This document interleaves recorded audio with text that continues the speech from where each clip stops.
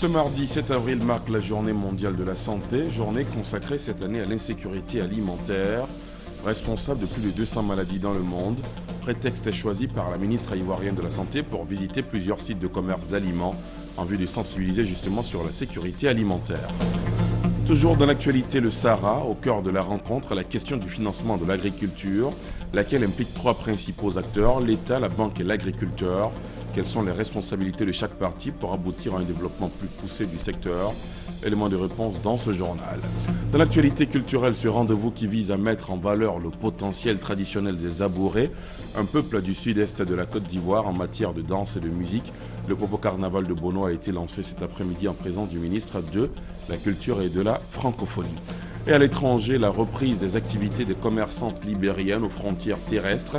Commerce qui avait été interrompu en raison du virus Ebola à la frontière du Libéria avec ses pays voisins, la Sierra Leone et la Guinée. Aujourd'hui, avec le recul d'Ebola, l'activité tente de reprendre. Voilà pour le sommaire. Bonsoir à tous et bienvenue dans la grande édition. Tout d'abord, ce mardi, ces images qui nous viennent de la primature. Klaus Bernhard Auer, le nouvel ambassadeur de l'Allemagne en Côte d'Ivoire, a été reçu ce mardi par le chef du gouvernement ivoirien. Les échanges ont porté sur des possibilités de coopération dans plusieurs domaines entre la Côte d'Ivoire et l'Allemagne. Dinesh Bhatia, ambassadeur de l'Inde en Côte d'Ivoire, a également échangé avec Daniel Kablan-Duncan. Cette fois, ce sont les questions liées aux investissements des entreprises indiennes en Côte d'Ivoire qui ont été abordées. Je vous le disais en titre, ce mardi 7 avril marque la Journée mondiale de la santé, une journée que l'Organisation mondiale de la santé consacre cette année à l'insécurité alimentaire, responsable de plus de 200 maladies dans le monde. Prétexte est choisi par la ministre ivoirienne de la Santé pour visiter plusieurs sites de commerce d'aliments. Raymond Goudou Kofi s'est notamment rendu dans des marchés de la commune de Yopougon, une visite guidée en vue de sensibiliser justement sur la sécurité alimentaire. Patricia Omouetia. Un petit commentaire par-ci, un conseil par-là. Raymond Goudou Kofi échange avec les vendeuses. La ministre de la Santé et de la lutte contre le sida visite certains marchés pour sensibiliser les vendeuses et les commerçantes sur le traitement de conservation appliqué aux aliments. Ici, dans ce marché, nous avons des femmes qui ont des étals à côté des damas de poubelles. Donc nous avons pris la peine d'expliquer aux femmes que la santé, ma foi, j'allais dire à la limite, c'est un choix individuel que l'on fait, de bien se porter en respectant bien sûr les mesures d'hygiène. Un acte approuvé par les vendeuses. Cette visite entre dans le cadre de la Journée mondiale de la santé. Les maladies d'origine alimentaire sont une cause importante de morbidité. Des millions de personnes tombent malades et un grand nombre d'entre elles décèdent après avoir ingéré des aliments impropres à la consommation. Et dans le prolongement de cette journée mondiale de la santé, on marque un arrêt pour évaluer ce que nous consommons. Que mangeons-nous? Sommes-nous à l'abri de maladies avec l'alimentation qui est la nôtre? L'une de nos équipes s'est rendue sur des marchés et autres lieux de restauration. Le constat avec Franck Quadio. 11h ce mardi matin à Marcory. Pour ce groupe de jeunes, il n'est pas encore tard pour un bon petit déjeuner. Aruna, jeune bijoutier, observe un régime médical difficile pour lui de ne manger ni sucré ni gras. Il est obligé de travailler toute la journée loin de la maison. Parce que j'ai le cher qui me dérange, donc j'évite certains manger. Bien manger, c'est manger sain. Et pour la plupart des ménages, l'approvisionnement vient du marché. Un lieu où la conservation et les conditions de vente laissent souvent à désirer. Ne pas avoir la possibilité de manger convenablement, de nombreux consommateurs y sont confrontés. On ne tient pas compte de ce qu'on mange, on travaille. Souvent à cause des clients, on laisse quelques temps pour manger. La nourriture qui est juste près de nous, là, c'est là on prend. Dans certains restaurants, bien cuire les aliments avant leur consommation, le principe est respecté, mais l'environnement pose problème. La volaille, tant prisée dans les ménages, est souvent traitée à la base dans des conditions sommaires. De même, les moulins, où sont écrasés plusieurs types d'aliments dans les mêmes supports. Des précautions souvent limites vu la répétition quotidienne des mêmes gestes. De quoi laisser les consommateurs quelque peu désabusés. La qualité, ça dépend de ton moyen. Ce que tu peux payer, tu payes. Il y a cependant de bonnes pratiques. Des commerçants disent à tenir compte des mesures d'hygiène. Comme ici sur le marché, il faut être prudent à cause des saletés, les mauvaises maladies, les bolas. Donc, je suis propre, je fais mon manger. La santé passe par une bonne alimentation, c'est connu. Mais il faut maintenir l'effort de sensibilisation. Déjà, il faut savoir que pour pouvoir bien manger, il faudrait être dans des bonnes conditions.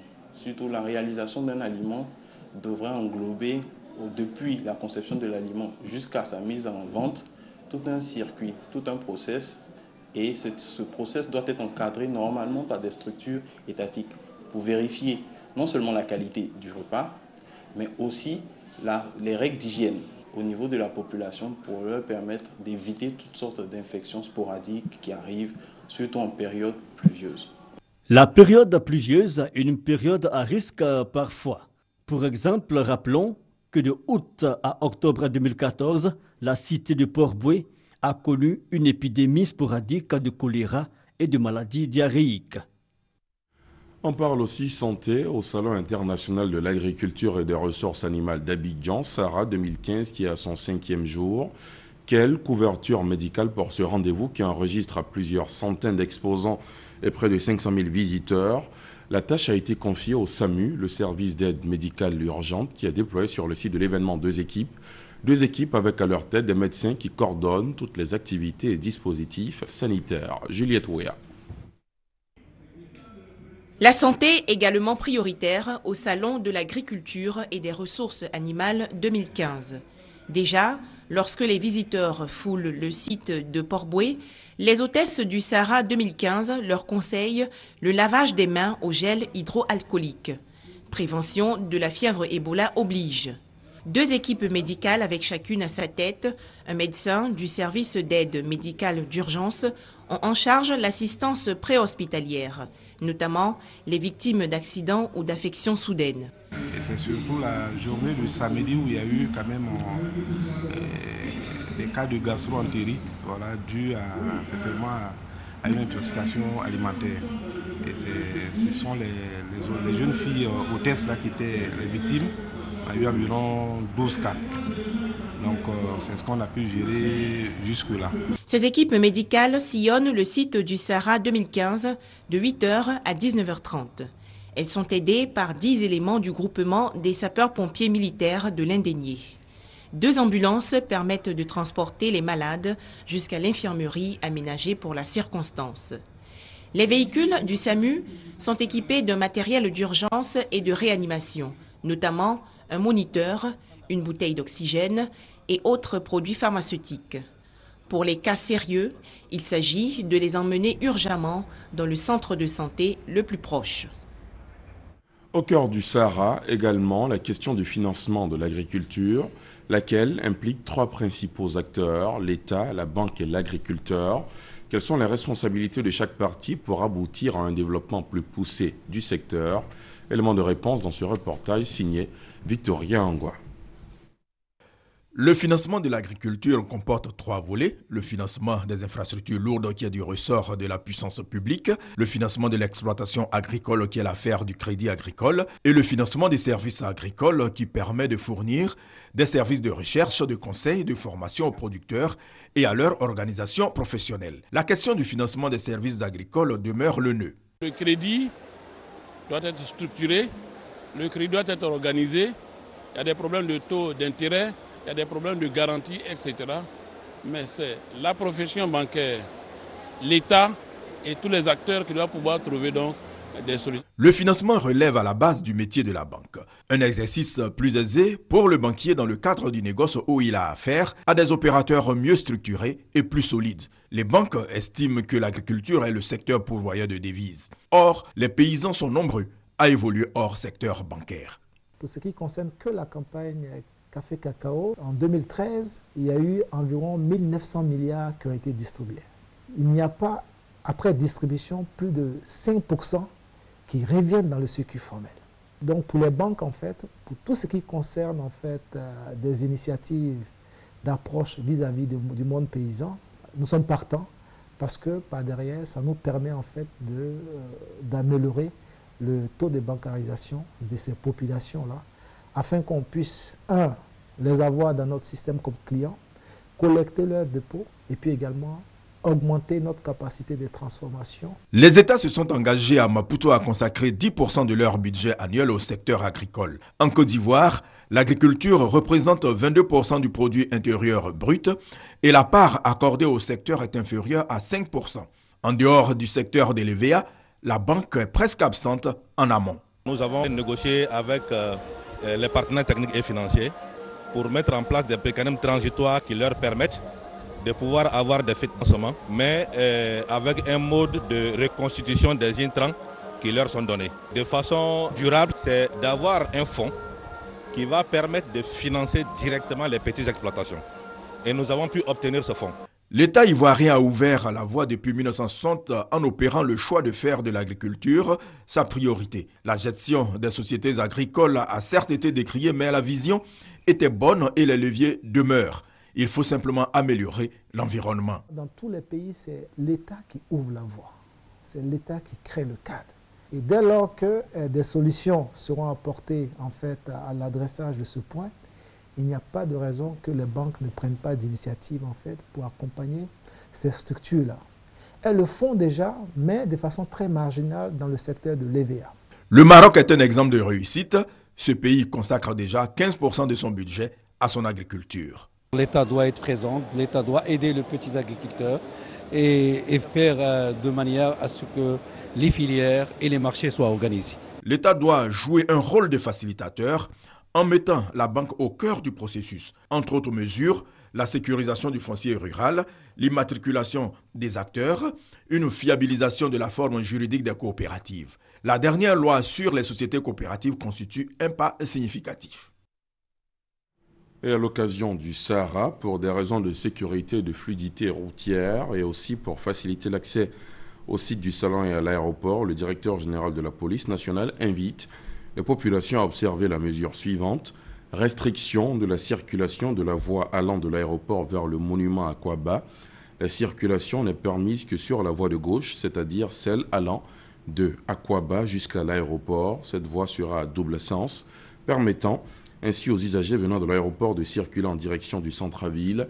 Le directeur général de la police nationale demande par conséquent aux populations de se conformer à cette mesure et de faire preuve de civisme pour éviter tout désagrément. Et ce mardi, les visiteurs du Salon de l'agriculture et des ressources animales ont été sensibilisés à la protection de l'environnement, initiative de l'Office ivoirien des parcs et réserves qui s'inscrit dans la politique d'amélioration du cadre de vie. Le compte-rendu de Juliette Ouya.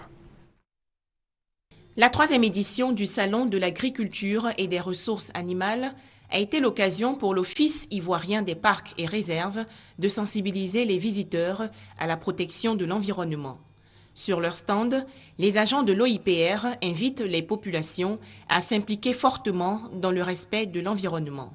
Amélioration du cadre de vie, salubrité, abattage des arbres et animaux, feux de brousse, autant de sujets au menu de la sensibilisation. L'Office ivoirien des parcs et réserves a un réseau de 8 parcs nationaux, 6 réserves naturelles, répartis sur l'ensemble du territoire national. Il faut dire que ces parcs sont en train d'être aménagés actuellement pour booster l'écotourisme, mais aussi pour être préservés et servir dans le cadre du développement de l'agriculture. Il faut noter que ces aires protégées favorisent une certaine pluviométrie, propice donc à l'agriculture. Des prospectus et autres gadgets sont distribués gratuitement aux visiteurs. Un geste symbolique pour les emmener à contribuer aux efforts du ministère de l'Environnement, de la salubrité urbaine et du développement durable. Voilà pour le Sahara ce soir, et demain, le salon enregistrera la visite du président de l'Assemblée nationale et celle du médiateur de la République. Tous les échos du Sahara 2015 à suivre sur nos antennes jusqu'à la fin de cet important rendez-vous dimanche prochain. Autre activité autour de l'environnement, une rencontre des membres du comité de gestion locale du parc national de Taï. Elle s'est tenue vendredi à Soubray sur fond de bilan des activités du comité. Patricia Oumouetia. Première session du comité de gestion locale du parc national de Taï, présidé par le commandant Kone Messamba, préfet du département de Guiglo et président du comité de gestion locale du parc national de Taï. À l'ordre du jour, l'adoption du compte-rendu de la session précédente et le bilan des activités réalisées au cours de l'année 2013. Le comité note avec satisfaction les efforts accomplis par l'Office ivoirien des parcs et réserves pour assurer la conservation durable du parc national de Taï.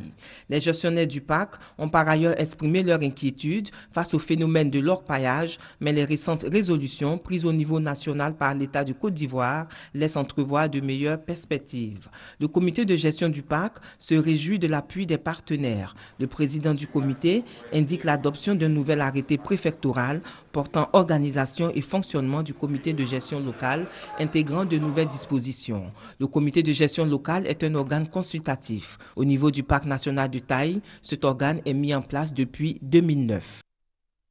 Le médiateur de la République a eu aujourd'hui une séance de travail à son siège à Cocody avec une équipe en charge de la couverture maladie universelle SEMU. Après les échanges, le médiateur de la République Ngolo Coulibaly s'est fait enrôler. Le point avec Christ Diomandé et Hamza Diaby. Ngolo Coulibaly vient de se faire enrôler. Le médiateur de la République reçoit ici son récépissé SEMU, la couverture maladie universelle, en attendant que lui soit délivrée la carte d'adhésion. La couverture maladie universelle est une de ces initiatives qui montrent que le président Alassane Ouattara se préoccupe du bien-être et de la santé des Ivoiriens, mais aussi de l'ensemble des populations qui vivent sur le territoire ivoirien. Je voudrais lancer un appel à tous mes compatriotes et à toutes les personnes qui vivent sur le territoire ivoirien de se dépêcher de s'enrôler également. Cette opération d'enrôlement est gratuite et elle va s'étendre sur 9 mois. La CNAM, la Caisse nationale d'assurance maladie, est chargée de sa mise en œuvre sur le territoire national. La couverture maladie universelle est un engagement pris par l'État de garantir à tous les Ivoiriens l'accès aux soins de santé à travers des mécanismes de prise en charge. En politique, Bruno Kone, ministre des Postes et des TIC, s'est rendu à Kouto et à Tengrela pour mobiliser militants et sympathisants à la réélection du chef de l'État. C'était à la faveur de la rentrée politique du Rassemblement des Républicains RDR dans la région de la Bagoué, une cérémonie qui a enregistré 300 nouveaux adhérents au parti de la case. Sylvie Touré. À Kouto, tout comme à Tengrela, l'accueil et le message ont été les mêmes. Sonner la mobilisation pour la réélection du chef de l'État à la présidentielle de 2015. Bruno Nabagné Kone, ministre de la Poste et des Technologies de l'Information et de la Communication, ne doute pas de la victoire d'Alassane Ouattara au premier tour. Pour lui, la grande inconnue demeure le score de son candidat. Il invite alors les secrétaires départementaux, les élus et les cadres du RDR à s'ouvrir à tous ceux qui veulent mener le combat avec le parti. Si ces personnes-là aujourd'hui veulent accompagner l'action du RDR, si ces personnes-là aujourd'hui veulent accompagner l'action du président Alassane Ouattara, elles sont les bienvenues à nos côtés. Elles sont les bienvenues à nos côtés et nous allons faire chemin ensemble. De l'union, il en a été aussi question à cette rencontre. Bruno Kone a invité les fils et filles de la région à ne privilégier que le développement de leur localité. Un appel repris en chœur par tous ceux qui se sont succédés à la tribune. Les intervenants se sont engagés à tout mettre en œuvre pour consolider la paix et la cohésion sociale. La rentrée politique du RDR dans la Bagoué a été aussi l'occasion d'enregistrer de nouveaux venus dans le parti. 300 au total. Ils entendent se joindre aux autres militants du parti pour parcourir villages et hameaux et prêcher le vivre ensemble du président Alassane Ouattara.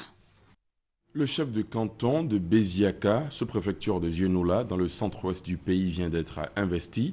Invité à cette investiture, le président de l'Union pour la démocratie et la paix en Côte d'Ivoire, UDPCI, a exhorté à la réconciliation et la cohésion sociale. Albert Mabry-Touakeus a aussi invité au soutien à la candidature du chef de l'État à la prochaine présidentielle. C'était le week-end dernier en présence de Thomas Guessambi.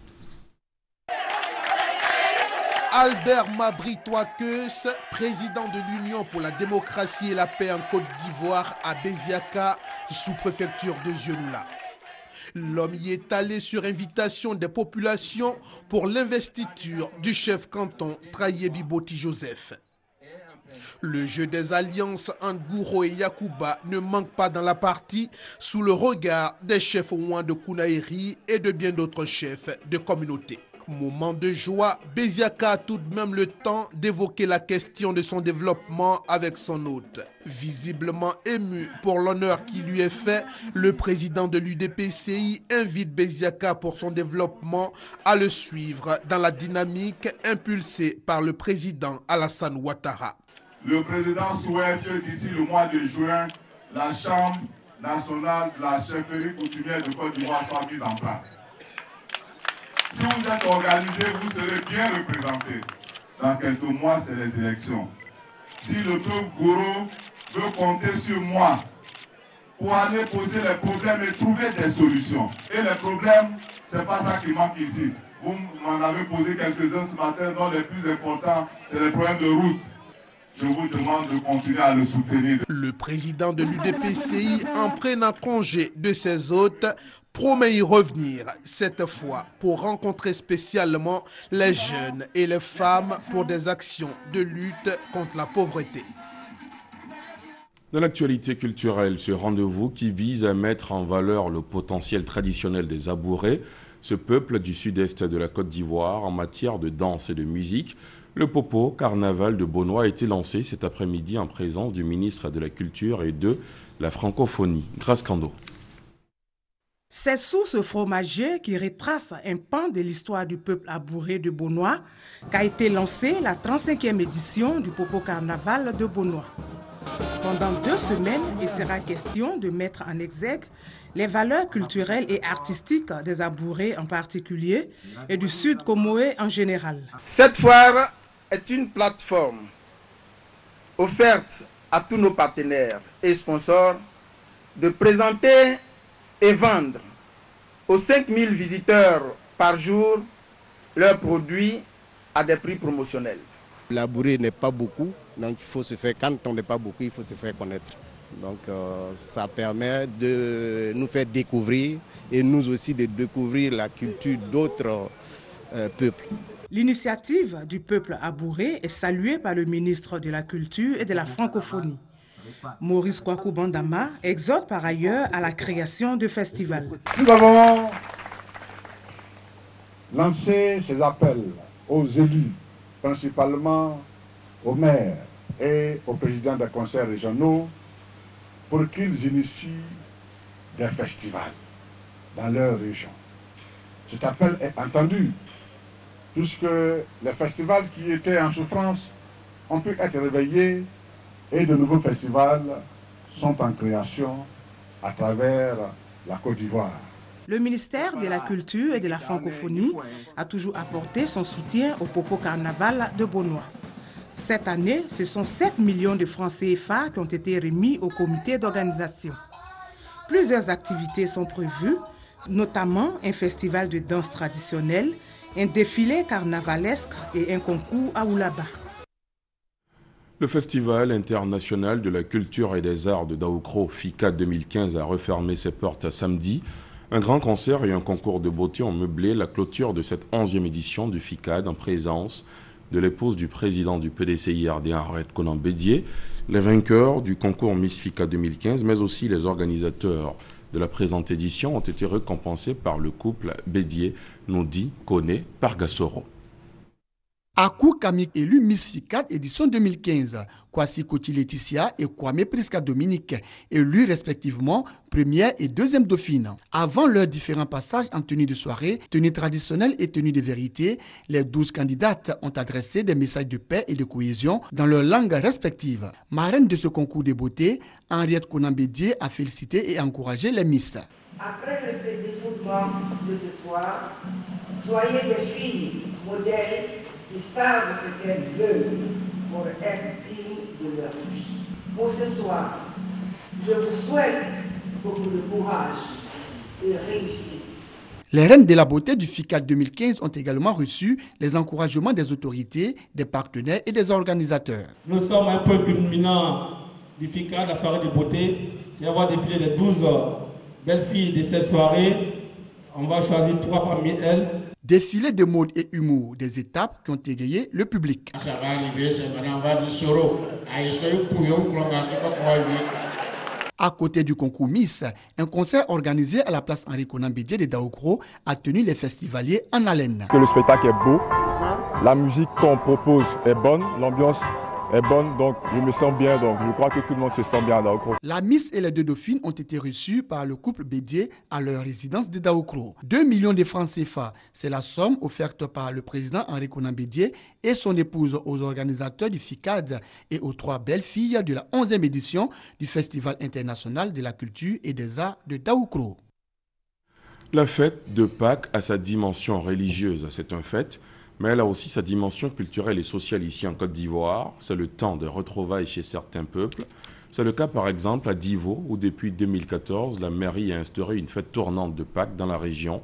Après Pakossou, l'année dernière, c'est Djetankro qui a accueilli la population d'Ida, Baoulé, Malinké pour célébrer la fête de Pâques dans la joie. Cette année, le point avec Sylvain Gonetti et Thérèse Tapé-Yoboué.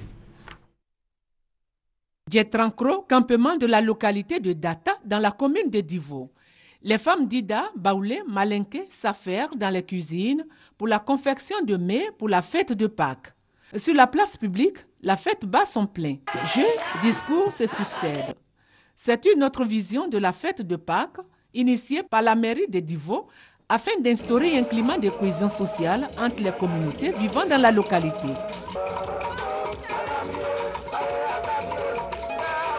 Au-delà de la dimension festive de ces rencontres de Pâques, c'est le développement à travers l'amélioration des conditions de vie des populations qui préoccupe l'équipe municipale. Il s'agit notamment du reprofilage des différentes pistes villageoises. Les femmes, quant à elles, recevront dans les prochains jours des broyeuses et des médicaments. En ce qui concerne l'hydraulique villageoise, le maire a promis de doter tous les villages et campements rattachés à la localité de Data en pompe à motricité humaine. Organisée de façon tournante à Divo, cette manière de célébrer la fête de Pâques est une volonté des autorités d'impliquer toutes les communautés dans un même élan de développement et de solidarité.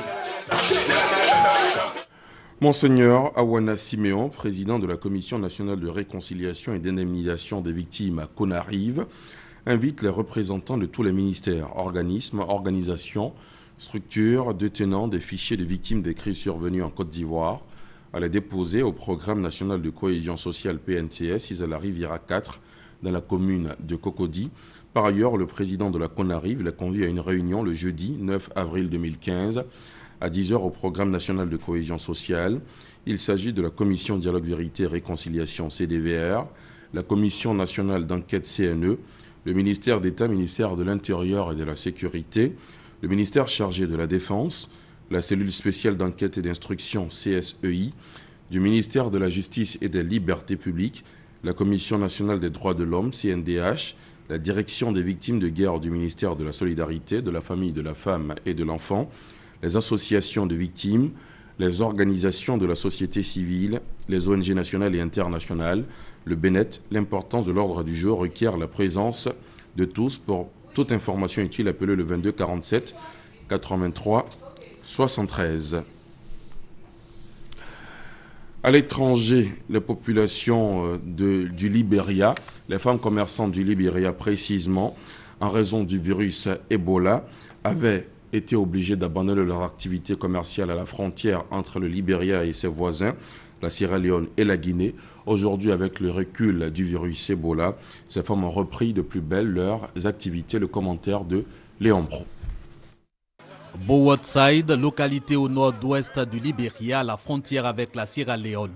Des femmes marchandisent sur la tête en provenance de Jandema, ville sierra-léonaise. D'autres personnes au poste de santé frontalier passent au contrôle. Tous sont des commerçants. Ils ont repris de l'activité avec la réouverture de la frontière grâce au recul d'Ebola. Quand je viens ici, la voiture m'emmène de Monrovia directement à la frontière. Ensuite, je prends la moto et je vais jusqu'à Jandema où je fais mes affaires.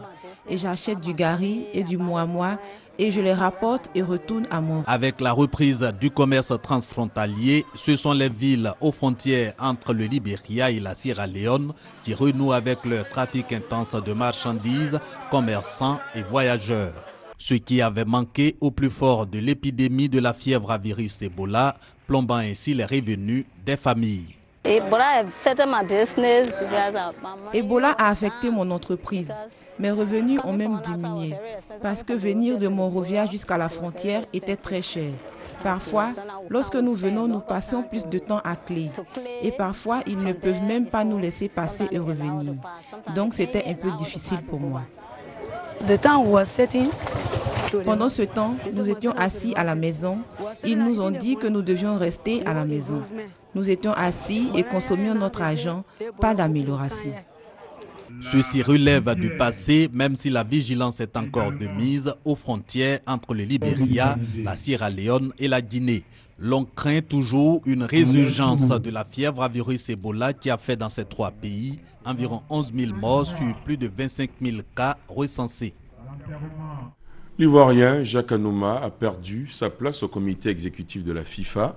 Ils étaient 3 pour 2 postes, le Tunisien Tarek Bouchamaoui, le Congolais Omari Constant Selemani et l'Ivoirien Jacques Anouma, membre sortant.